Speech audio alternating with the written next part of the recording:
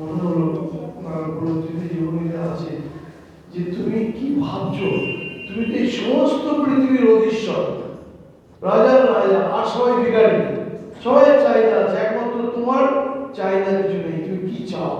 এখন তোমার সামনে এসে যাবে। উপনিষদের শ্লোক আছে, যারা ওই অপরিগ্রহে প্রতিষ্ঠিত হয়, যারা কিছুই চায় না, নির্বাসনা হয়, তারা যা চাইবে তাই পাবে। উপনিষদের মন্ত্র আছে, আমাদের মুন্ডকে আছে মন্ত্র। তো তখন তার মনটা আনন্দে ভরে গেল।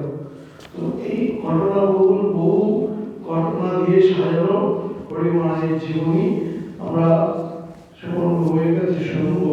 বলছিল মহারাজ এত ঘটনা একদিনে তো শেষ করতে পারবো না, আমি যদি কয়েকটা ক্লাস দেন ঠিক আছে করো, আজকে চিন্তা হয়ে যাক, তারপর দিন দেখা যাবে। তো আমরা এখন শুনবো সেই ঘটনা। বহু শুধু নয়, মানে এত ঠাকুরের এই যে শাস্ত্র জ্ঞান এবং গভীরতা, মানে শাস্ত্রকে নিজের জীবনে পালন করা, এ খুব কম দেখা যায়, কিন্তু মহারাজের জীবনে আমরা দেখি।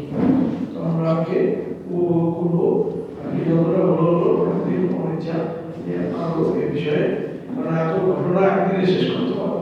ঠিক আছে? আমি কত আশা করে বসে আছি পাব জীবনে না হয় মরণে, কেন বঞ্চিত তব চরণে, কেন বঞ্চিত হব চরণে।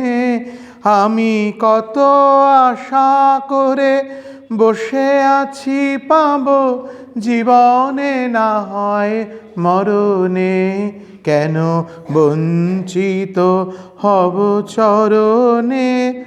আহা তাই যদি নাহি হবে গো পাতকি তারণ, তরিতে তাপিত আতুরে তুলে না লবে গো।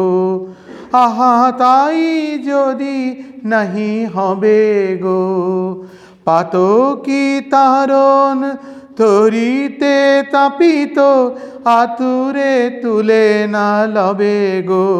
হয়ে পথের ধুলায় অন্ধ এসে দেখিব কি খেয়া বন্ধ, হয়ে পথের ধুলায় অন্ধ এসে দেখিব কি খেয়া বন্ধ।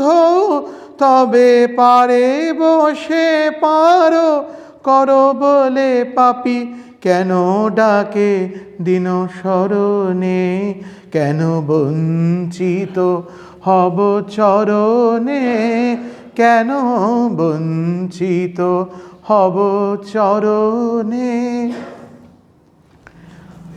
1836 সালে মানব শরীর ধারণ করে এই মর্ত্যলোকে আবির্ভূত হয়েছিলেন প্রেমের ভগবান শ্রীরামকৃষ্ণ। আর এসেছিলেন বলেই তার চরণাশ্রিত হওয়ার তীব্র ব্যাকুলতায় আমাদের মন সদা সর্বদা ধাবমান।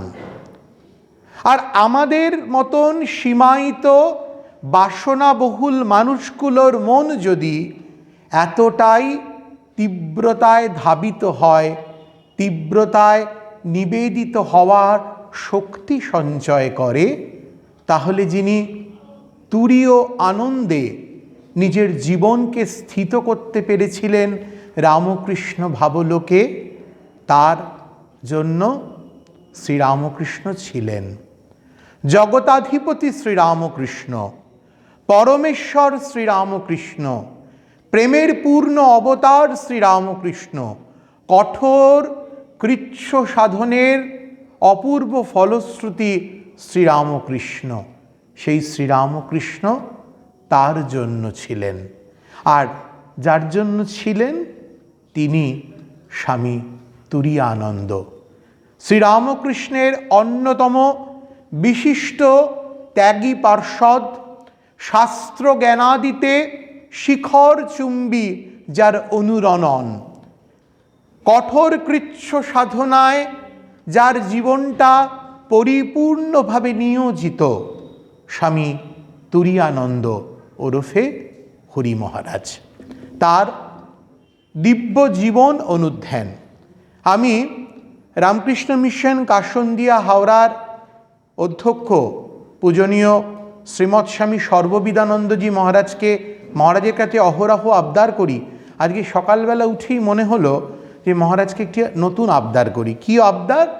যে মহারাজ, হরি মহারাজের যে জীবন মাধুর্য, আধ্যাত্মিক বিচরণ, শ্রীরামকৃষ্ণ ভাবলোকের অনুষঙ্গে হরি মহারাজকে আন্তরিকভাবে প্রামাণ্যতার সঙ্গে গ্রহণ করা, অনুধাবন করা, সেটি একদিনে 52, 55 বা 61 মিনিটের সংক্ষিপ্ত সময় সীমানায় সম্ভবপর নয়।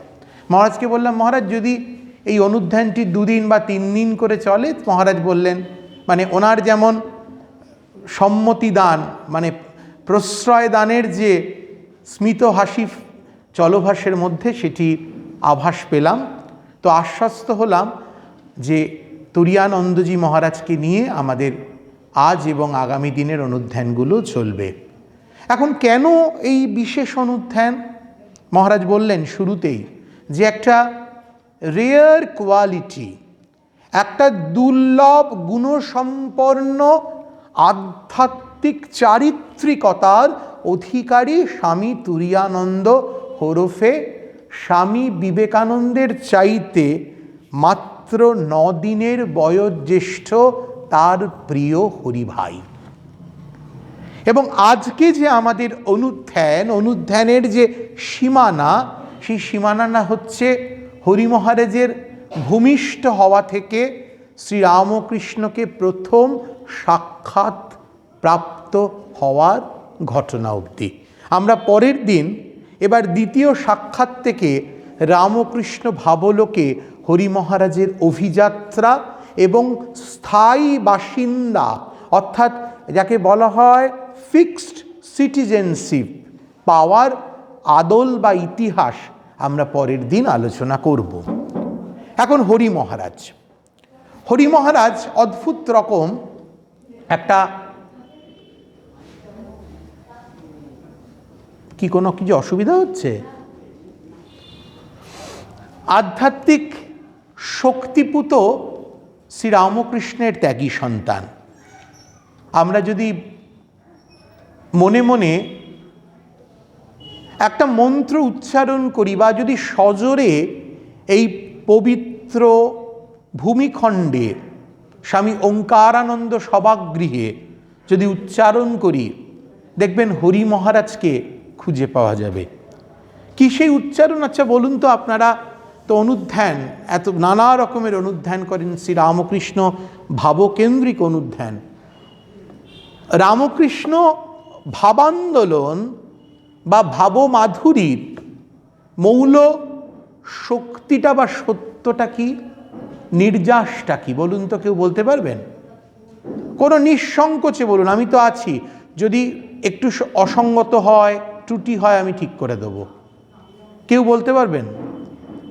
এই যে এত বড় রামকৃষ্ণ ভাবান্দোলনের বিস্তৃতি বা প্রসারতা, এর মৌল সত্যটা কি?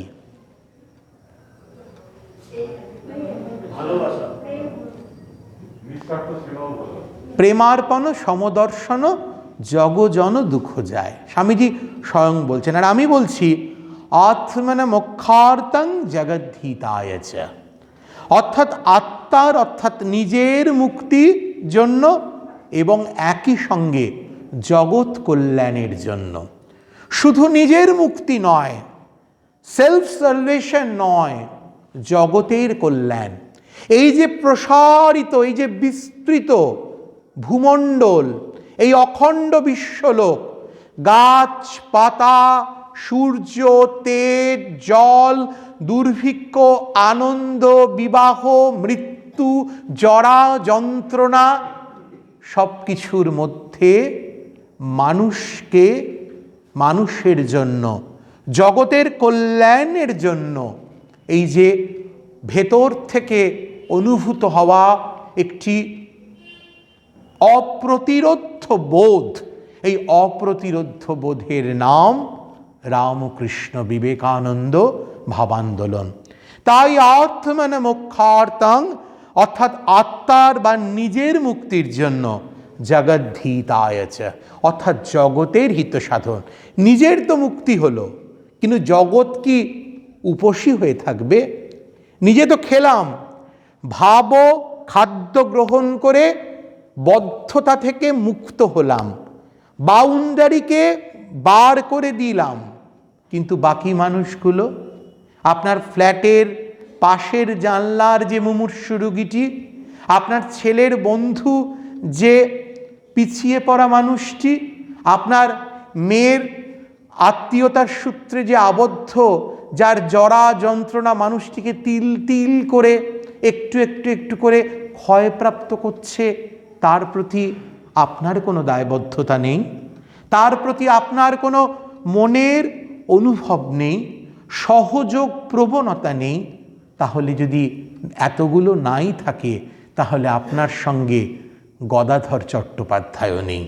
আর যদি গদাধর চট্টোপাধ্যায় থাকে, শ্রীমতী শারদামণি চট্টোপাধ্যায় থাকে, শ্রী নরেন্দ্রনাথ দত্ত থাকে, এই দিব্যত্রয়ীর অনিঃশেষ ভাবধারা যদি থাকে, তাহলে আপনার মধ্যে প্রেম, প্রসারতা, সহযোগ, আনন্দ দেওয়া সব শক্তিটুকু আছে।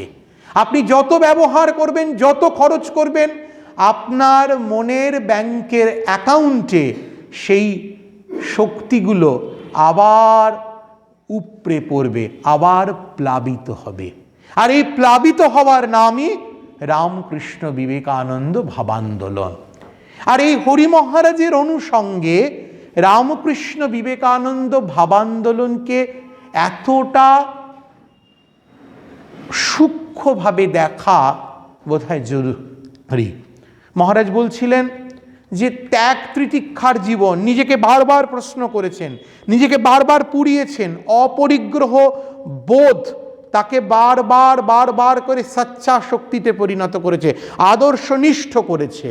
কিন্তু যখন সংঘ তৈরি হলো, স্বামীজির নির্দেশে বাইরে গিয়ে বেদান্ত প্রচার করেছেন, সারা পৃথিবীর মানুষকে বুঝিয়ে দিয়েছেন ভারত আত্মার শাশ্বত বাণী বেদান্ত।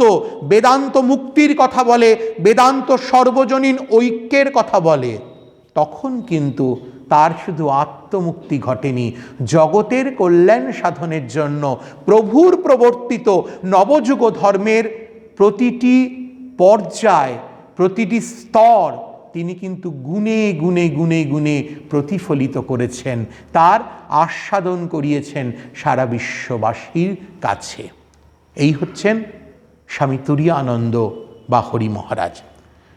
সাবেক কলকাতার বাগবাজার অন্তর্গত বসুপাড়া পল্লীস্থ, অর্থাৎ বসুপাড়া মানে বোসপাড়া, আপনারা জানেন রামকৃষ্ণ বিবেকানন্দ ভাবান্দোলনের ইতিহাসে একটি ঐতিহ্যমণ্ডিত উত্তর কলকাতার সাবেক জনপদ হচ্ছে বোসপাড়া লেন, যেখানে মার্গারেট এলিজাবেথ নোবেল মায়ের কথায় নরেন আমার সাগর পাড় থেকে ঠাকুরের সেবার নিমিত্ত একটি শ্বেতপদ্ম এনেছে। তার কর্মকাণ্ডের মূর্ত সাক্ষী বোসপাড়া। যখন প্লেগের কলকাতা ছেয়ে গেছে, ধেয়ে গেছে, আজকের অতিমারিজনিত অবস্থা, এখন তো আমরা অনেক ওয়েল ইকুইপড, আমাদের প্রযুক্তি আছে, বিজ্ঞান আছে, জনস্বাস্থ্যবোধ আছে, সব কিছু আছে। তখন কিছু ছিল না। ডাক্তার রাধা গোবিন্দ কর, যিনি আরজি কর নামে সমধিক খ্যাত, সেই ডাক্তার রাধা গোবিন্দ কর কি বলছেন? বলছেন যে এই অসীম অনন্ত শক্তিশালিনী নারী নিজের জীবনকে পণ করে মুমূর্তু মানুষকে সেবা করার জন্য বোসপাড়ার ওপর দিনের পর দিন, রাত নেই, দিন নেই, মধ্যাহ্ন নেই, আদ্যন্ত সেবাব্রত গ্রহণ করেছেন। ডক্টর রাধা গোবিন্দ কর তার বয়ানে বলছেন সেই ভগিনী, ভারত ভগিনী নিবেদিতা, স্বামী বিবেকানন্দর শ্রেষ্ঠতম উপহার এই মুমূর্ষু জড়গ্রস্ত ভারতবর্ষের বুকে একজন বিদেশিনীকে নিয়ে এসে তাকে শ্রীরামকৃষ্ণের চরণতলে নিবেদন করলেন। নাম হলো নিবেদিতা।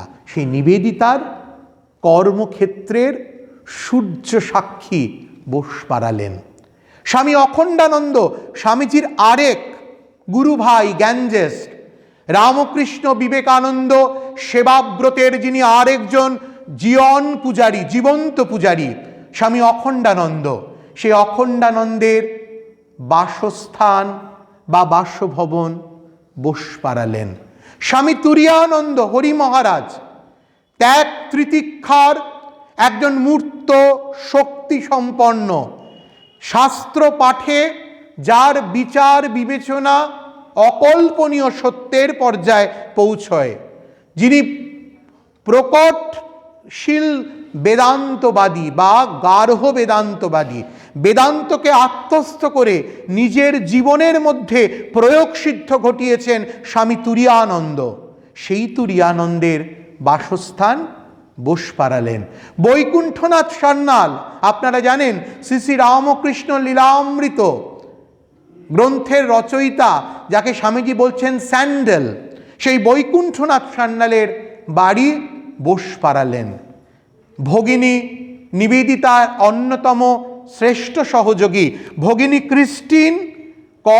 ক্রিস্টিনের দেশহিতৈষীমূলক শিক্ষা প্রসারতার কর্মক্ষেত্র বোস পাড়ালেন। সেই বোসপাড়া সাবেক কলকাতার বাগবাজার অন্তর্গত বোসপাড়া পল্লীর স্বধর্মপরায়ণ, নিষ্ঠাবান, তেজস্বী, স্পষ্টবাদী ও অসাধারণ নারীজ্ঞান সম্পন্ন ব্রাহ্মণ চন্দ্রনাথ চট্টোপাধ্যায় এবং তার ধর্মপরায়ণা সহধর্মিনী প্রসন্নময়ী দেবীর কোল আলো করে জন্মালেন হরিনাথ। তারা তিন ভাই, বড় মহেন্দ্রনাথ, মেজ উপেন্দ্রনাথ, ছোট হরিনাথ। মহেন্দ্রনাথের চাইতে হরিনাথ অর্থাৎ তুরীয়ানন্দজির বয়সের পার্থক্য ছিল 20 বছর, মাত্র 20 বছর। উপেন্দ্রনাথ মধ্যম ভ্রাতা, তার থেকে তুরীয়ানন্দজি বা আমাদের হরিনাথ চট্টোপাধ্যায়ের বয়সের পার্থক্য ছিল 10 বছর। বাবা চন্দ্রনাথ চট্টোপাধ্যায়, মা প্রসন্নময়ী দেবী।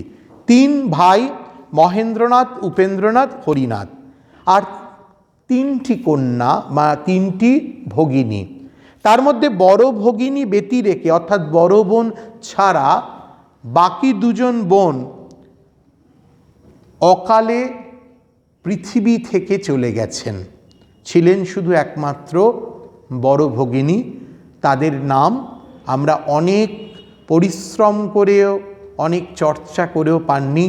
স্বয়ং রামকৃষ্ণ সংঘের একাদশ সংঘাধ্যক্ষ, রামকৃষ্ণ সংঘের ইতিহাস রচয়িতা পরম পূজনীয় শ্রীমৎ স্বামী গম্ভীরানন্দজি মহারাজও অনেক চেষ্টা করে এই 3 ভগিনীর নাম তিনি পাননি। হরিনাথ উত্তরকালে স্বামী তুরীয়ানন্দ। জন্ম 1863 সালের 3 জানুয়ারি। স্বামীজির জন্ম কত সালে বলুন?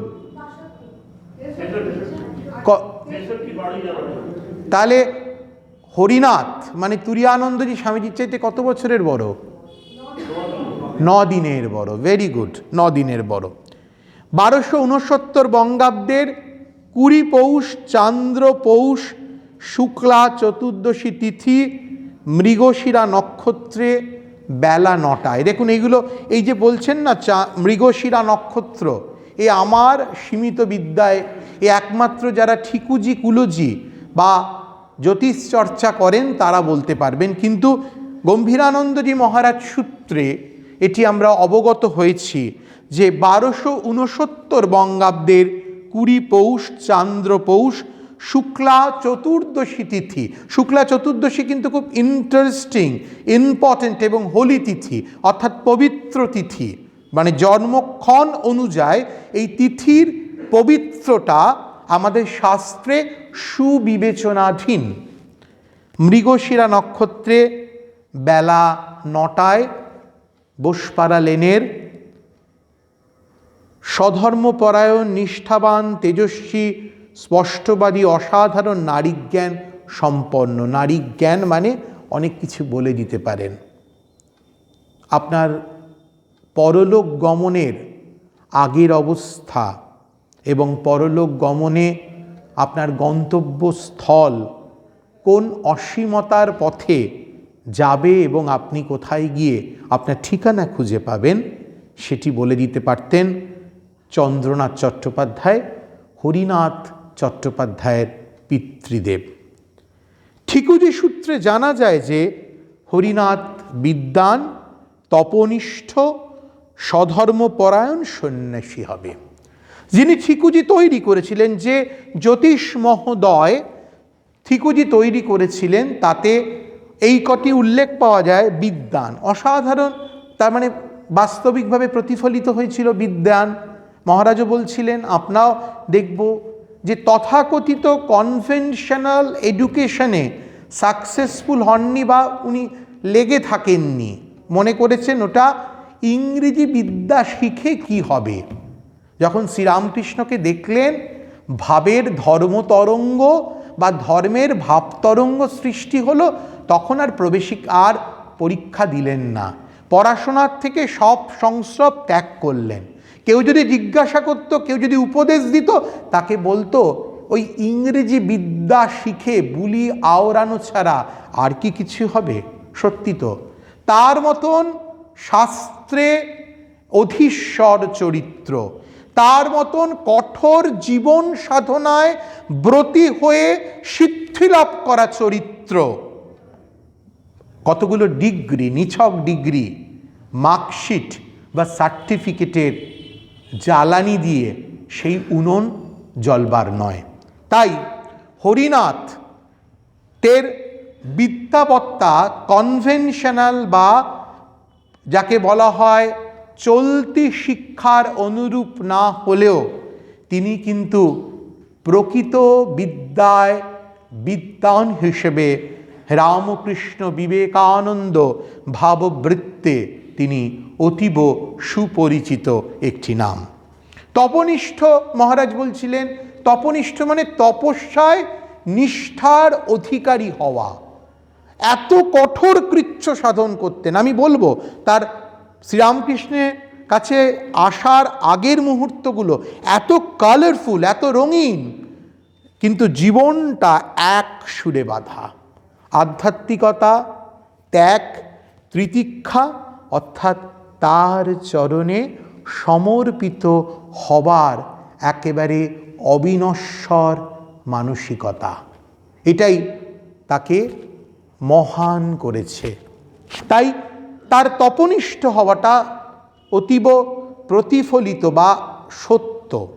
স্বধর্মপরায়ণ, এমন আচার বিচার সংস্কার মানতেন, কিন্তু তারপরেও রামকৃষ্ণ ভাবলীলার যে গহন গভীর মাধুরী, অর্থাৎ প্রেম, অর্থাৎ সৎ কর্ম সম্পাদন, সব কিছু তিনি তার আত্মধর্মে রূপান্তরিত করতে সক্ষমতা অর্জন করেছিলেন। তাই তিনি যা ভেবেছেন, তিনি যা লালন করেছেন জীবন ভোর, সেটি কিন্তু তার স্বধর্ম পরায়ণতারই লক্ষণ বিশেষ। সন্ন্যাসী তো তিনি হয়েছিলেন। তার মতো সন্ন্যাসী মাথা খুঁটলেও বা মাথা ঠুকলেও কতজন মানুষ হতে পারে।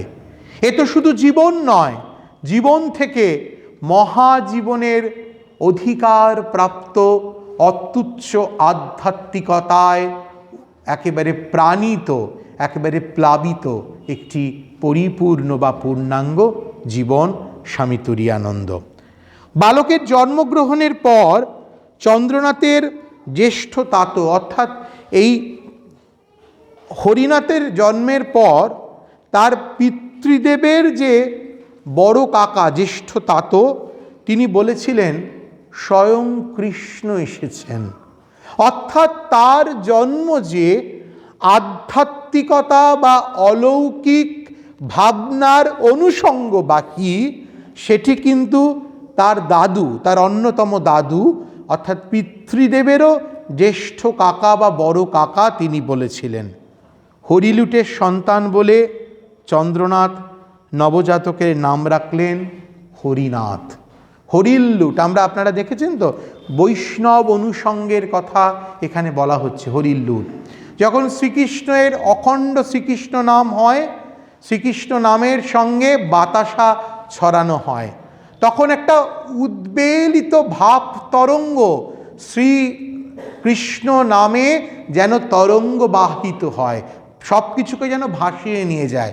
ভক্তের হৃদয় তখন কৃষ্ণ কৃষ্ণ হে কৃষ্ণ করুণা সিন্ধু দীনবন্ধু জগৎপতে গোপেশু গোপিকাকান্ত রাধাকান্ত নমস্তুতে, তখন এইভাবে এই মন্ত্রে অনুরণিত হয়। আর সকলের মন কিভাবে হয়? একবার গৌর হরি বল, নিতাই হরি বল, প্রাণ হরি বল, আমার দয়াল হরি বল। একবার গৌর হরি বল, নিতাই হরি বল, প্রাণ হরি বল, আমার দয়াল হরি বল। হরি বল, হরি বল, হরি বল, হরি বল। এই হরিলুটের সন্তান বলে চন্দ্রনাথ নবজাতকের নাম দিয়ে রাখলেন হরিনাথ। হরিনাথের বয়স যখন 3 বছর, অর্থাৎ 3 বছরের ছোট্ট শিশু হরিনাথ, একটা দুর্ঘটনা ঘটল এই বালক জীবনে। কি দুর্ঘটনা? একটা খুব হট অ্যাক্সিডেন্ট। আমরা ভাবতেও পারি না, ভাবলে আমাদের বুকটা কেঁপে ওঠে, চোখটা বন্ধ হয়ে যায়, চোখের সামনে যেন সারি সারি কালো দেখতে পাই, কালো আলো শুধু দেখতে পাই, আলো কিন্তু সেটা কালো, এরম দেখতে পাই। আমরা যেন আচ্ছন্ন হয়ে যাই দুর্ঘটনায়। সেটা হলো অকস্মাৎ একটি ক্ষিপ্ত শেয়াল অতর্কিত আক্রমণ করল শিশুকে, অর্থাৎ শিশু হরিনাথকে। একটা ক্ষিপ্ত শেয়াল, অর্থাৎ একটা পাগল শেয়াল বা শৃগাল। শিশুটিকে রক্ষা করার জন্য অন্য কোনো উপায় না দেখে তার মা, তার ধর্মবতী স্নেহপরায়ণা জননী প্রসন্নময়ী হরিনাথকে 2 হাতে ঊর্ধ্বে তুলে ধরলেন। মা তো এবার ভবের বোঝা দূরে ফেলে আয় সকলি নাচি গাই, এবার ভবের বোঝা দূরে ফেলে আয় সকলি নাচি গাই, মা এসেছেন মোদের কি আর ভাবনা আছে ভাই। কি তাই তো? মাঝে জগতারিণী ভব ভয় হারিণী, মাঝে জগতারিণী আমাদের মাকে, আমাদের মাকে শ্রী শ্রী মা শারদা, চৈতন্যময়ী সর্বশক্তি স্বরূপিণী, বিদ্যা জ্ঞান অন্ন প্রদায়িনী মহাশক্তি রূপিণী শারদা, সংঘজননী মা শারদা। তিনি দিচ্ছেন বলে আমরা আছি, তিনি দিচ্ছেন বলে আমরা খাচ্ছি, তিনি আমাদের যোগ্যতা দিয়েছেন বলে আমরা করে খাচ্ছি, সব কিছুর মূলে কিন্তু তিনি। কারে দাও মা ব্রহ্মপদ, কারে কর অধোগামী, সকলি তোমারে ইচ্ছা, ইচ্ছাময় তারা তুমি, তোমার কর্ম তুমি করো মা, লোকে বলে করি আমি। আমাদের এই বোধটা যেন জাগরুক থাকে। আমাদের মা, বিপদ আসুক বিফলতা আসুক, জানবে তোমাদের একজন মা আছেন। পাতানো মা নয়, গুরুপত্নী রূপী মা নয়, সত্যিকারের জননী। তাই বলছে মনমোহন চক্রবর্তী ভক্তকবি বলছেন, কি বলছেন? সংসার পাকে ঘোর বিপাকে যখন দেখি অন্ধকার, সেই ঘোর আধারে মাঝে আমার, সেই ঘোর আধারে মাঝে আমার, মা ভই শোনায় বারংবার। দেখুন, ঘোর আধারে মনটা যখন নিচু হয়ে যাচ্ছে, মনটা যখন এব্রো খেব্রো হয়ে যাচ্ছে, নিরাশা শক্ত হয়ে যাচ্ছে, সেই ঘোর আধারে মাঝে আমার, সেই ঘোর আধারে মাঝে আমার মা ভই শোনায় বারংবার, তখনও বলছে যেতে হবে, জীবন ব্যাপ্ত চল, আমি আছি।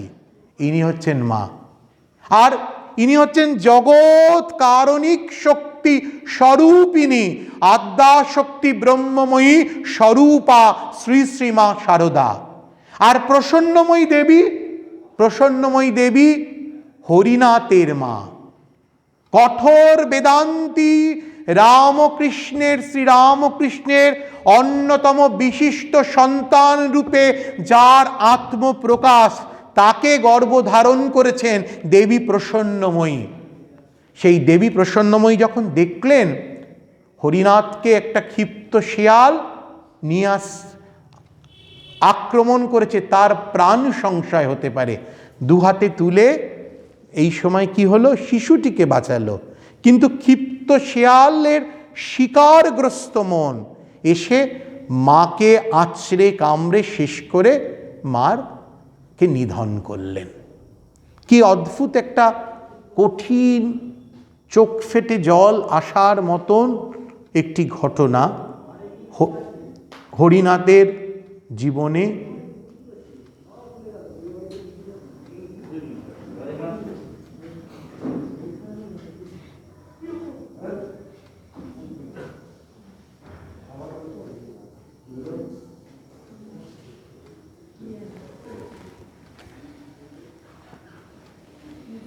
তো এসব এভাবে সন্তান রক্ষিত হলেও তার মা প্রসন্নময়ী শৃগাল দংশনে অচিরে দেহত্যাগ করলেন। এখন 3 বছর বয়সে মাকে হারালেন হরিনাথ।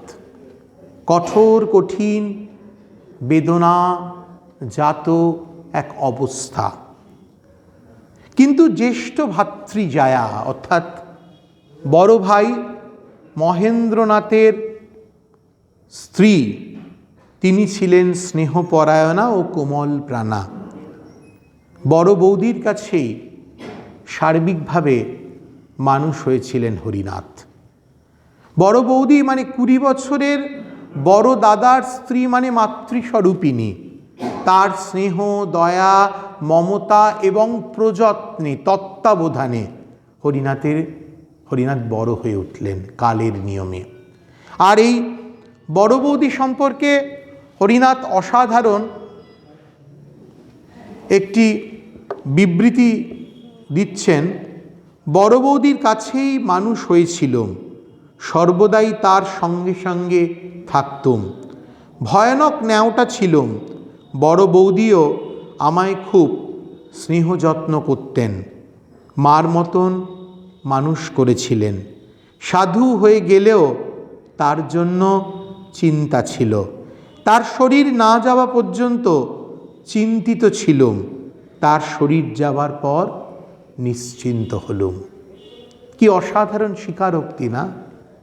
বলছেন বড় বৌদির কাছেই মানুষ হয়েছিলাম। দেখুন, এটা কিন্তু নিজের বিবৃতি, এটা অন্য কোনো লেখক উল্লেখ করছেন না। নিজের জীবন সম্পর্কে হরিনাথ চট্টোপাধ্যায় পরবর্তীকালে বা উত্তরকালে স্বামী তুরীয়ানন্দ বলছেন, বড় বৌদির কাছেই মানুষ হয়েছিলুম, সর্বদাই তার সঙ্গে সঙ্গে থাকতুম, ভয়ানক ন্যাওটা ছিলুম। বড় বৌদিও আমায় খুব স্নেহ যত্ন করতেন, মার মতন মানুষ করেছিলেন।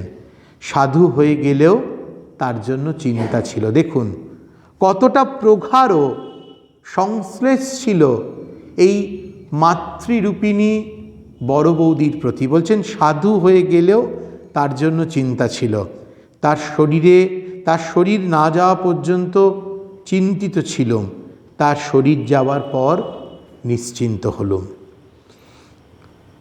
হরিনাথের যখন 12 বছর বয়স, 12 বছর, দেখুন জীবনটা কিন্তু খুব আনন্দের নয়। 3 বছর বয়সে মাকে হারালেন একটি বাল্য শিশু, আর তার ঠিক 9 বছর পর, তার যখন 12 বছর বয়স, 12 বর্ষের, তখন তার পিতা চন্দ্রনাথ গঙ্গা যাত্রা করার একটা পরিবেশ তৈরি হলো।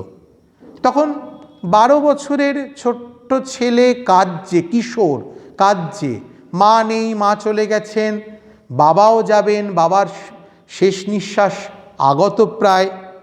এই সময় হরিনাথের জ্যেষ্ঠা দিদি পিতাকে বললেন, হরি কাঁদছে, ওকে একটু সান্ত্বনা দিন। একমাত্র 3 ভাই 1 বোন, 2 বোন অনেক আগেই মৃত্যু হয়েছে, তাদের অকাল মৃত্যু। তাই বড় দিদি ক্রন্দনরত কিশোর ভাইকে দেখে তার ভেতরেও যখন করুণা বাড়ি প্রকাশিত, তখন তিনি প্রায় মৃত্যু পথযাত্রী পিতৃদেবকে বললেন, চন্দ্রনাথকে বললেন, হরি কার্যে ওকে একটু সান্ত্বনা দিন। পরলোকে প্রসারিত আখি মেলিত 70 বছর বয়সী বৃদ্ধ শুধু বললেন, হরিকে আর কি বলবো, হরি জগতের জগৎ হরির। হরিকে আর কি বলবো। দেখুন পিতা বলছেন, যার ঔরসে হরিনাথের এই মর্তলোকে আগমন, সেই পিতা বলছেন চন্দ্রনাথ, 70 বছর বয়সী মৃত্যু পথযাত্রী চন্দ্রনাথ একটি বিশেষ অনুভূতি তখন, যখন ক্রন্দনরত নিজের কনিষ্ঠ পুত্রকে দেখলেন, যখন বড় কন্যা বললেন পিতাকে যে ও কাঁদছে, ওকে একটু সান্ত্বনা দিন, তখন বললেন, আর কি বলি, হরিকে আর কি বলবো, হরি জগতের জগৎ হরির। তাই তো বলছি, একবার গৌর হরি বল, নিতাই হরি বল, প্রাণ হরি বল, আমার দয়াল হরি বল। একবার গৌর হরি বল, নিতাই হরি বল, প্রাণ হরি বল, আমার দয়াল হরি বল। হরিনাম, হরিনাম নিয়ে জগৎ মাতালে, তবে একলা নিতাই।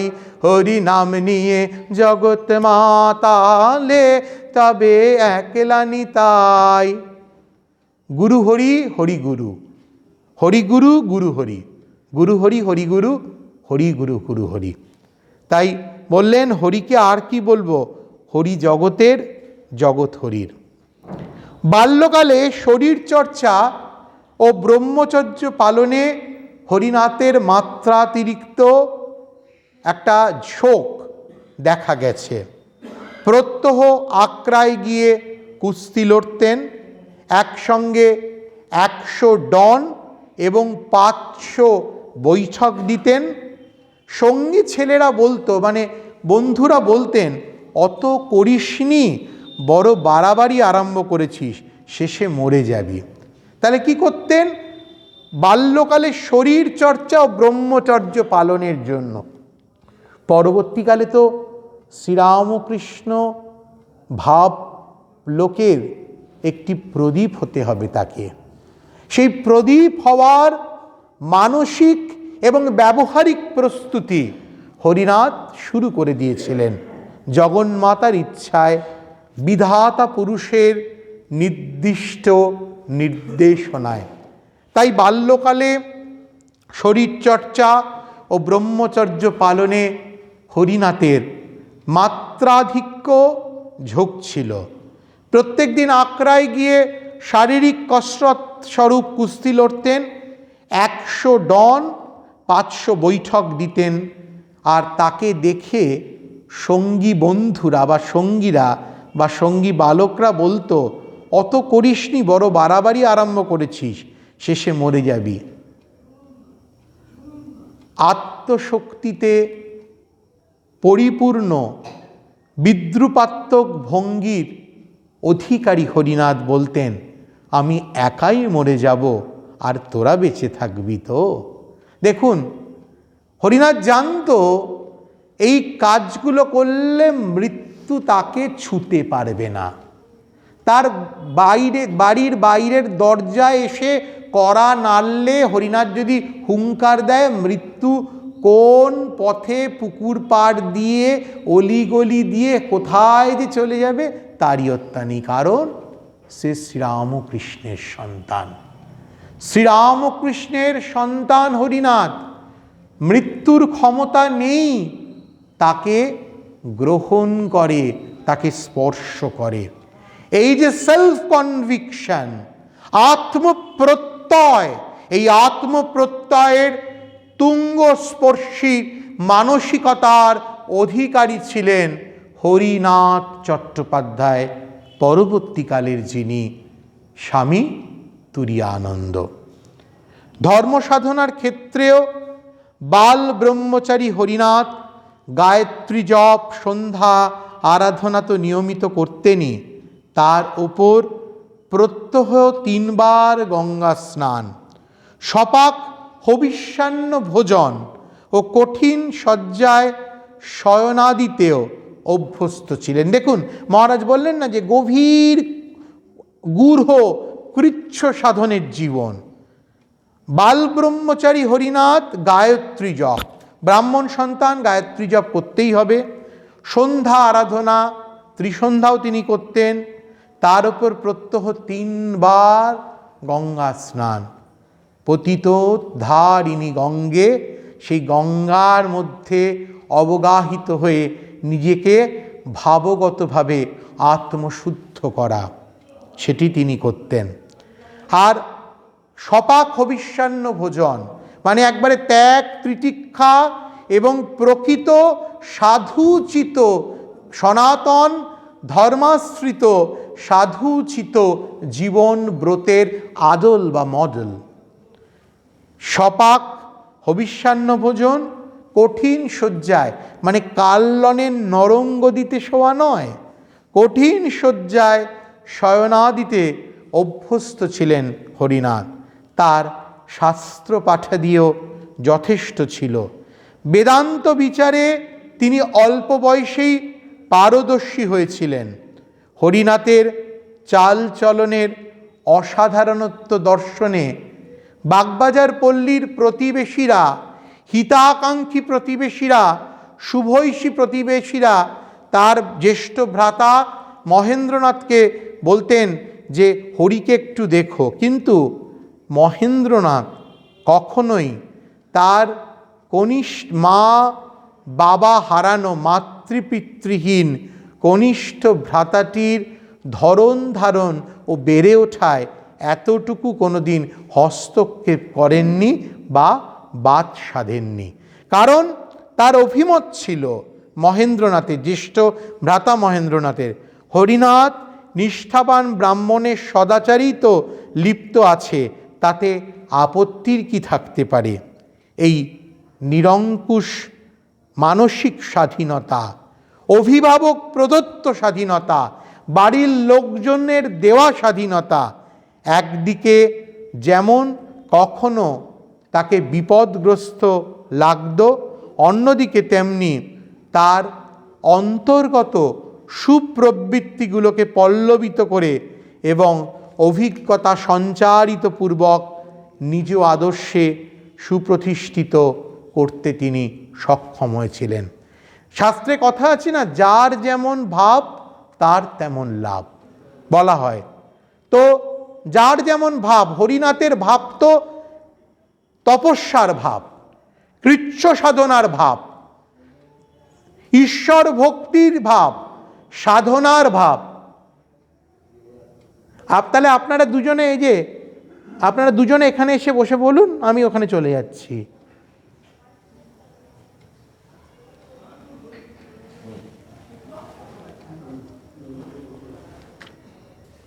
দশ মিনিট ধরে শুধু কথাই বলে যাচ্ছেন পাশ থেকে।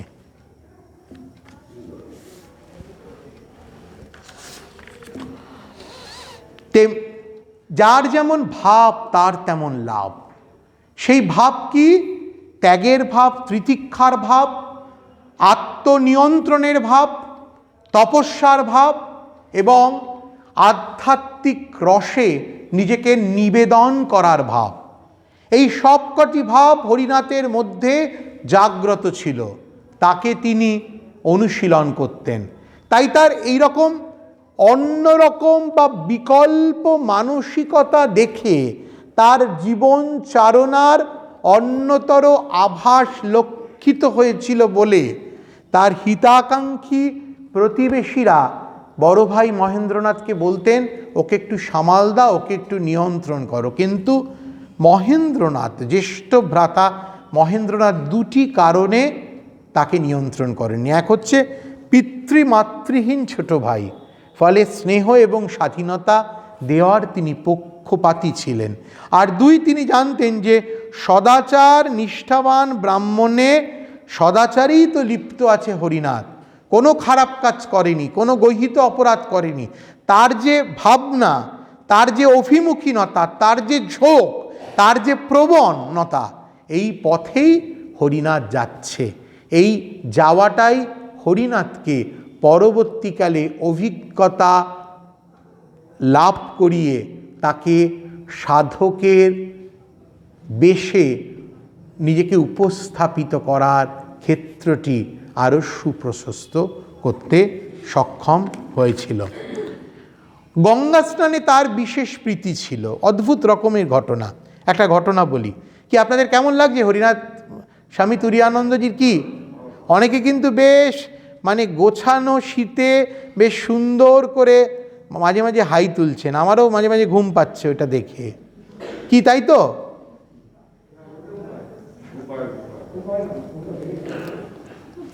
গঙ্গা স্নানে তার বিশেষ, দেখতেন 3 বার গঙ্গা স্নান করতেন। এমন কি তখন তো ওই রিস্ট ওয়াচ বা স্যামসাং মোবাইল বা রেডমি সবার ঘরে ঘরে ছিল না, হরিনাথেরও কাছে ছিলেন না।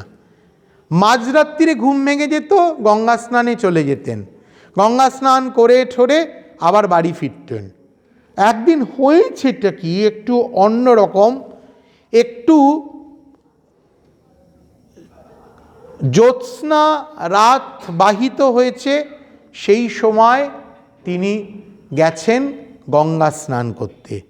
এবার গঙ্গা স্নান করতে গেছেন এবং লোকেরা ভাবছেন যে যখন ফিরছেন তখন প্রায় সকাল, যে এত তাড়াতাড়ি হরিনাথ কি করে ফিরতে পারল? গঙ্গা স্নানে গেছিল, আসলে সে তো মধ্যরাত্রিরে স্নান করেছে গঙ্গায়, করে ওই যে গঙ্গা স্নান করতে হবে তার আচার, তার নিজস্ব মানসিক বিচার, ফলে সেই গঙ্গা স্নান করে একেবারে প্রত্যুষে সে ফিরে এসেছে বাড়িতে। আরেকদিন একটা আশ্চর্য ঘটনা ঘটল। হরিনাথ জলে নেমে স্নান করছে, হঠাৎ দেখছে সেই খড়ের তালের মতন একটা কিছু যেন তার দিকে ধেয়ে আসছে। আর ডাঙায় বা তীর থেকে লোকজন বলছেন কুমির কুমির কুমির কুমির কুমির কুমির। হরিনাথ শারীরিক শক্তিতে অত্যন্ত সক্ষম, সে ওটি শোনার পরে ধপ করে জল থেকে সাঁতার কেটে ওপরে উঠে এলো। ওঠার পর তার মনে হলো, আমি কি ঠিক করলাম? না, আমি তো ঠিক করলাম না, কারণ আমি তো বেদান্তি, আমার তো দেহের মৃত্যু হলেও আত্মার মৃত্যু নেই, আমি তো এই সত্যে স্থিত। বেদান্ত দর্শন তো সেই সত্যের কথা বলে। তাহলে কুমির কুমির কুমির উঠে এসো, আমি কেন বোকার মতন দিকভ্রষ্টের মতন জল থেকে ওপরে উঠে এলাম? বলে তিনি আবার নিজের প্রত্যয়ে আবদ্ধ হয়ে জলে নামলেন স্নান করতে। অদ্ভুত রকম জলে কেউ নেমেছে বলেই কুমিরটাকে কিন্তু আর খুঁজে পাওয়া গেল না, বা কুমিরের সবিশেষ উপস্থিতি যেটা এতক্ষণ ধরে লক্ষিত হচ্ছিল, বিপদের আশঙ্কা করছিলেন স্থলে থাকা মানুষজন, তারাও কিন্তু সে আশঙ্কা মুক্ত হলেন। এই ঘটনাটি তার যে বিশেষ আধ্যাত্মিক শক্তি বা স্পিরিচুয়াল পাওয়ার বা দৈবী শক্তি, তারও একটি ফলপ্রসূ প্রকাশ হিসেবেও আমরা ধরতে পারি। আসলে তীব্র ব্রহ্মজ্ঞানী মহাপুরুষ গঙ্গা স্নানে নেমেছেন পতিতোদ্ধারিণী গঙ্গে, সেই কলকল রবে শুদ্ধ আত্মার ভারতবর্ষে চিরায়ত সত্যের নাম মা গঙ্গা। শ্রীরামকৃষ্ণ বলছেন 3টি পবিত্রতার কথা, 3টি পবিত্র বিষয়ের কথা। কি আপনারা কেউ বলতে পারবেন? বলুন, জোরে বলুন না। বলুন, জোরে বলুন। বৃন্দাবনের রজ, গঙ্গার জল, very good. Are very good, এই তো ঠাকুর মা স্বামীজি, তিন। লোকে বলে তিনে নাকি খারাপ, আমি বলি সবসময় তিনে ভালো। ঠাকুর মা স্বামীজি, বৃন্দাবনের রজ, শ্রীক্ষেত্রের মহাপ্রসাদ, মহাপ্রসাদ, আর হচ্ছে গঙ্গাবাড়ি। যদি কেউ গ্রহণ করতে পারে, ছুতে পারে, রাখতে পারে, তাহলে তার শুদ্ধ অশুদ্ধ বিচার বোধি দূরীভূত হয়। সে তখন আধ্যাত্মিকভাবে শক্তিশালী হতে পারে। তার মনের কোনো দ্বিধা, কোনো দ্বন্দ্ব, কোনো সংকোচ আর তখন অ্যাক্টিভেট হবে না। তখন সে সব কিছুর মধ্যেই শুদ্ধত্বকে খুঁজতে চাইবে। তাই গঙ্গায় স্বয়ং ব্রহ্মজ্ঞানী শ্রীরামকৃষ্ণের সন্তান অবগাহন করবেন, স্নান করবেন পুত হওয়ার জন্য, পবিত্র হওয়ার জন্য। তাই একটা কুমির, ভয়ঙ্কর কুমির এসে তাকে গিলবে, এটা সত্য নয়, এটা হতে পারে না। তাই সেদিন ঘটল তাই। আচারনিষ্ঠ হরিনাথ, দেখুন নিজের হাতে নারায়ণ পুজো প্রতিদিন করতেন, শাস্ত্র পাঠ করতেন, কিন্তু অন্য ধর্মের যে লিটারেচার, যে গ্রন্থ, সেগুলোর পাঠেও কিন্তু, সেগুলোর শোনার ক্ষেত্রেও কিন্তু তার একটা গভীর আস্বাদন প্রিয় মন ছিল। যেমন নারায়ণ পুজো সমাপনার্থে শ্রদ্ধা সহকারে তিনি প্রভু যিশুর জীবন ও বাণী সম্বলিত বাইবেল পাঠ শুনতেন। কবিবর সুরেন্দ্রনাথ মজুমদার মহিলা নামক একটি কাব্যের রচয়িতা। 1838 থেকে 1878, যার জীবন সীমানা, ফার্সি ইংরেজি ভাষায় সুদক্ষ এবং সংস্কৃত ভাষায়ও সুপণ্ডিত এই দার্শনিক ও সাহিত্যিকের লেখা মহিলা নামক কাব্য তিনি পড়তেন, তুরীয়ানন্দজি পড়তেন। এছাড়া তুলসীদাসের দোহাবলী তার কণ্ঠস্থ ছিল। সন্ধ্যা সমাগমে তিনি গঙ্গা তীরে বসে মহিলা কাব্যের মাতার অংশটি কিংবা দোহাবলী অনর্গল আবৃত্তি করতেন এবং তাতে সন্ধ্যা কিরণ উদ্ভাসিত পূত জাহ্নবী তীরে এক অনুপম আধ্যাত্মিক পরিবেশের সুরচনা হতো। পতিতোদ্ধারিণী গঙ্গার তীরে তার মহিলা কাব্য পাঠ বা তুলসীদাসের দোহাবলী আবৃত্তি করার ফলে যেন স্নিগ্ধ, শান্ত, উজ্জ্বল একটি আধ্যাত্মিক পরিবেশের সৃষ্টি হতো। সেটিও তার আধ্যাত্মিক অত্যুচ্চ মহাজীবনগত একটি বিশেষ গুণ বলেই আমাদের মনে হয়। পিতা চন্দ্রনাথের দেহত্যাগের পর আহারাদি সম্বন্ধে হরিনাথের কঠোরতা মাত্রাতিরিক্ত বাড়ছিল বা বর্ধিত হচ্ছিল। 12 বছর বয়সে চন্দ্রনাথের মৃত্যুর পর আহারাদি অর্থাৎ আহারের যে বিচার, আচার, সংস্কার, আচার বিচার সংস্কার সম্পর্কে তিনি মাত্রাতিরিক্ত মনের অধিকারী হচ্ছিলেন। কিন্তু শরীর এই মাত্রাতিরিক্ত বোধকে সবসময় তো গ্রহণ করবে এমন তো দাসখত লিখে আসেনি। প্রবল আমাশা হলো, শরীর ভেঙে গেল।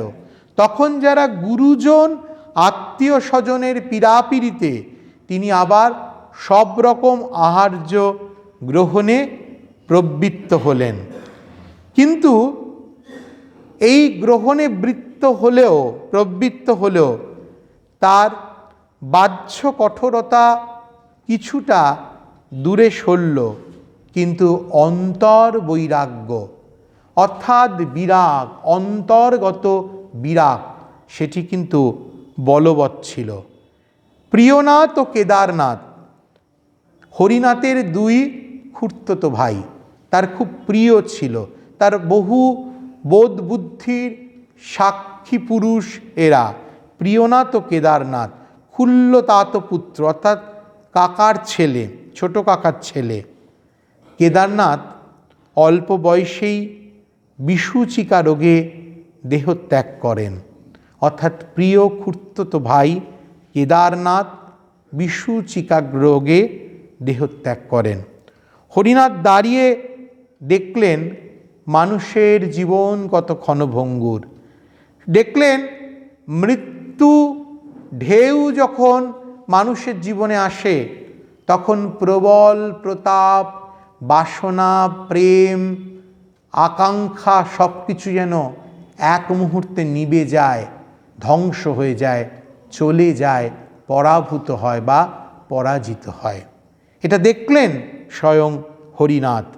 তাই এটা দেখার পর থেকে মনের অন্তরে তার যে বিপুল বৈরাগ্য, সেই বৈরাগ্যের মাত্রাটা ক্রমপ্রসারিত হতে লাগল।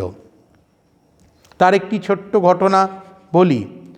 চিৎপুরে সর্বমঙ্গলা মন্দির, এই সর্বমঙ্গলা মন্দিরকে শ্রী শ্রী সর্বমঙ্গলা কালী মন্দির বলা যায়। দেখুন, এই মন্দিরের কে প্রতিষ্ঠাতা জানা যায় না, তবে মন্দির দেয়ালে একটি ফলক আছে, তাতে লেখা প্রতিষ্ঠাতা ঘটক ঠাকুর, সেবায়িত খগেন্দ্রনাথ ঘটক, নন্দরানী ঘটক।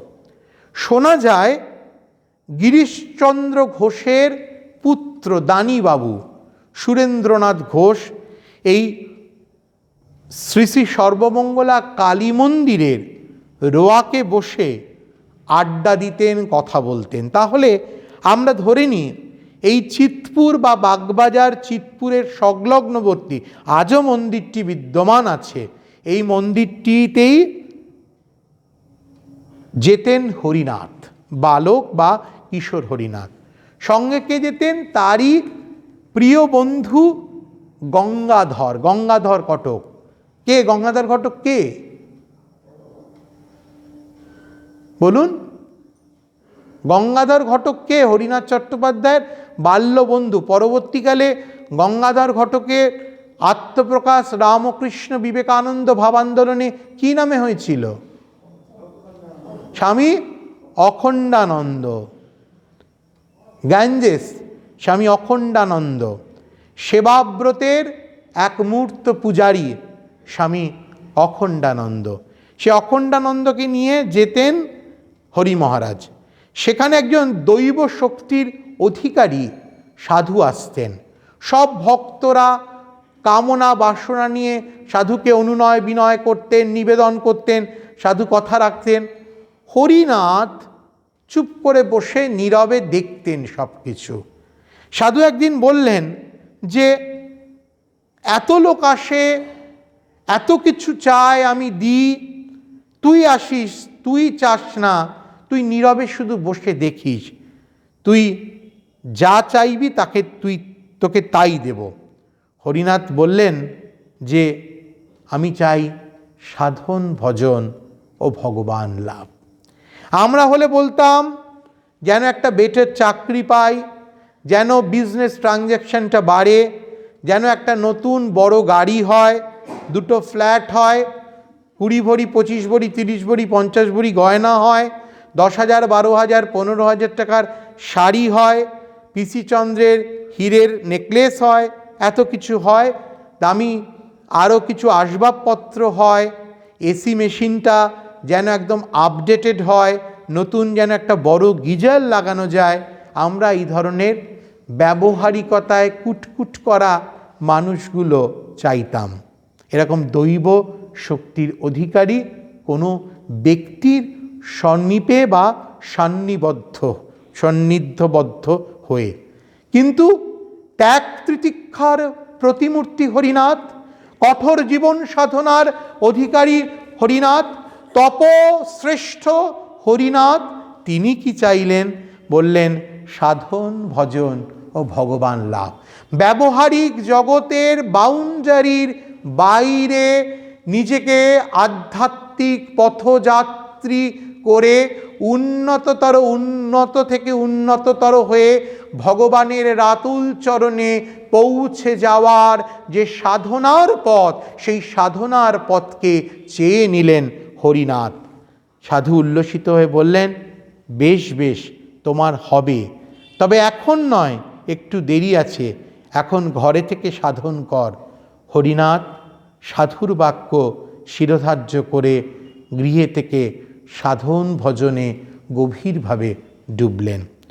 হরিনাথের মন তখন আধ্যাত্মিক পিপাসায় একেবারে চতুর্দিকে ধাইছে, যেন ধেয়ে বেড়াচ্ছে। যেখানে ধর্মকথা, যেখানে শাস্ত্র কথা, যেখানে ভগবত ভাব উচ্চারণ, সেখানে চলে যাচ্ছে তার মন। অনায়াসে নিঃসংকোচে তার মন চলে যাচ্ছে সেই আধ্যাত্মিক অনুরণনের আস্বাদনে। এমন সময় জানা গেল বাগবাজারের বসুপাড়া পল্লীর বা বোসপাড়া পল্লীর দীননাথ বসুর বাড়িতে শ্রীরামকৃষ্ণ পরমহংসদেব আসবেন। দীননাথ বসুর কে দীননাথ বসু? ব্রহ্মানন্দ কেশবচন্দ্র সেনের প্রিয় ভক্ত বা অনুরাগী দীননাথ বসু, ব্রাহ্ম মনোভাবাপন্ন দীননাথ বসু, কলকাতা হাইকোর্টের অ্যাটর্নি দীননাথ বসু, সম্ভ্রান্ত রুচিশীল পরিবারভুক্ত দীননাথ বসু। দীননাথ বসুর বাড়িতে কে আসবে না? জগতের পরম পুরুষ শ্রীরামকৃষ্ণ। কেমন পুরুষ তিনি? এসেছে নূতন মানুষ, দেখবি যদি আয় চলে। এসেছে নূতন মানুষ, দেখবি যদি আয় চলে। ও তার বিবেক বৈরাগ্য ঝুলি, ও তার বিবেক বৈরাগ্য ঝুলি, দুই কাঁধে সদা ঝুলে।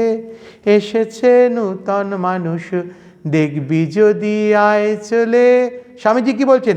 ধে দে দে লঙ্গ রঙ্গ ভঙ্গ, বাজে অঙ্গ সদ মৃদঙ্গ। ধে দে দে লঙ্গ রঙ্গ ভঙ্গ, বাজে অঙ্গ সদ মৃদঙ্গ। গাইছে ছন্দ ভগত বৃন্দ, আরতি তোমায়। গাইছে ছন্দ ভগত বৃন্দ, আরতি তোমায়। জয় জয় আরতি তোমার, হর হর আরতি তোমার, শিব শিব আরতি তোমার। খান্দানা ভাব বান্ধানা, জগ বান্ধানা বান্দিতমায়। নিরঞ্জনা নররূপধারা, নির্গুণা গুণাময়।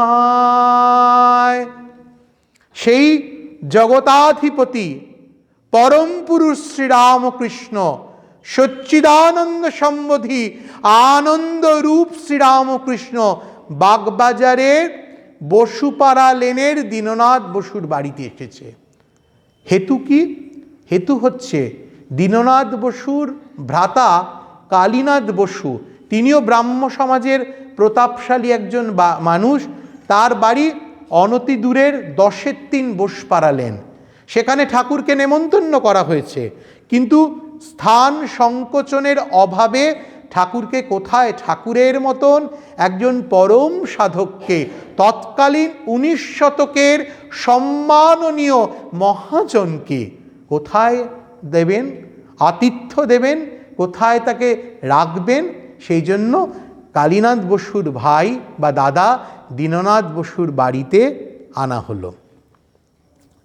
40 নম্বর বোসপাড়া লেনের বাঘওয়ালা বাড়ি। পল্লীর বা পাড়ার ছোট্ট কিশোর হরিনাথ আর অখণ্ডানন্দজি, গঙ্গাধর ঘটক, হরিনাথ চট্টোপাধ্যায়, গঙ্গাধর ঘটক। হরিনাথ চট্টোপাধ্যায় 19 সেপ্টেম্বর 1917 সালের একটি চিঠিতে, আপনারা তুরীয়ানন্দজির পত্রে পাবেন, সেই চিঠিতে উল্লেখ করছেন সেদিনের বর্ণনা, শ্রীরামকৃষ্ণকে চাক্ষুষ প্রত্যক্ষ করার ঘটনা। কি বলছেন? বলছেন, পল্লীতে কল্লোলিত রূপ আবাল বৃদ্ধ বনিতা সমবেত হয়ে আছেন। কে না? রামকৃষ্ণ পরমহংস দেব আজকে বসুপাড়ার দীননাথ বসুর 40 নম্বর লেনস্থ বাড়িতে আসবেন। একটি ঘোড়ার গাড়ি আজ এলো, ষণ্ডাগণ্ডা চেহারার, কপালে লাল টিপ, সেই লোকটি নামল। দেখে মনে হচ্ছে শারীরিক শক্তিতে তত্ত্বাবধানকারী, মানে অনেকটা ম্যানেজার টাইপ, তত্ত্বাবধানকারী। তিনি আরেকজন মানুষকে সঙ্গে নিয়ে নামলেন, কৃশকায়, অদীর্ঘ চেহারার, উন্মিলিত ভাব নয়ন, চুলটা আলপেট কাটা, ঠোঁটটা মোটা, ভাবের বিচ্ছুরণে চতুর্দিক যেন সূর্য বলয়ের সৃষ্টি করেছে। ভাবলেশীন, প্রায় অজ্ঞান প্রায় অবস্থায়, বার্নিশ করা জুতো, কাপড়ের ঠিক নেই, সেই মানুষটিকে সেই ষণ্ডা মার্কা লোক ধরে নামালো, বাড়ির দোতলায় নিয়ে গেল। জ্ঞান ফিরল, গান হলো, প্রবচন দান করলেন তিনি, যেন চতুর্দিকে একটা শক্তি সাযুজ্যের উজ্জ্বল বলয় তৈরি হলো। যে লোকটি মোটা ষণ্ডা মার্কা, তার নাম হৃদয়রাম মুকুজ্জে, শ্রীরামকৃষ্ণের ভাগ্নে, রামকৃষ্ণের অন্যতম রসিক অনুষঙ্গকারী সহচর। আবার রামকৃষ্ণের জীবন পড়লে অনেক চিমটিও দিয়েছেন শ্রীরামকৃষ্ণকে, হৃদু হৃদয় বা হৃদয়রাম মুকুজ্জে। আর যে মানুষটিকে নামালেন, মোটা ঠোঁট, চোখ দুটো অর্ধোন্মিলিত, কুন্দ সন্নিভের মতন দুটি দাঁত বেরিয়ে এসে অদ্ভুত মহা জাগতিক শক্তির কারুকার্যে একটা নতুন ভাবের সৃষ্টি করেছেন। তিনি জগৎপুরুষ শ্রীরামকৃষ্ণ। ভক্তের সঙ্গে ভগবানের এই যে প্রথম সাক্ষাৎ, তুরিয়া হরিনাথ থেকে তুরিয়ানন্দে অভিযাত্রার একটি বিশেষ পর্ব সৃষ্টি করল। মহারাজের অনুমোদনে আমি তুরিয়ানন্দজির শ্রীরামকৃষ্ণ সমীপবদ্ধ হওয়া বা সান্নিধ্যবদ্ধ হওয়ার কিছু টুকরো টুকরো কালানুক্রমিক ছবি আপনাদেরকে আমার সীমিত বিদ্যা বুদ্ধিতে আমি উপহার দেওয়ার চেষ্টা করলাম। কেমন লেগেছে আজকে? কি এমনি মুখ রক্ষার জন্য বলছেন? একটা গেরুয়া চাদর গায়ে দিয়েছি বলে বলছেন? দেখতে মোটা চেহারার বলে বলছেন? তাহলে কেন ভাল লাগলো?